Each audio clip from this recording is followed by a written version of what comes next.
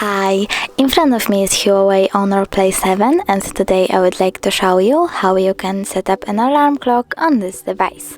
Firstly, find clock and open it. Then go with alarm and click on the plus icon.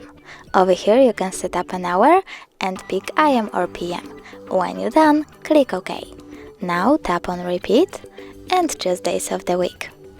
Click on vibrate to enable or disable vibrations. Then tap on label and label your alarm however you want. Click OK, choose default and pick one of these sounds as your alarm sound by clicking on it. When you're done, go back and tap on this icon. As you can see, my alarm was successfully added.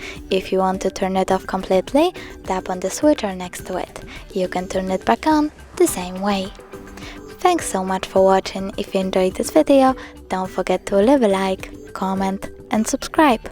Bye!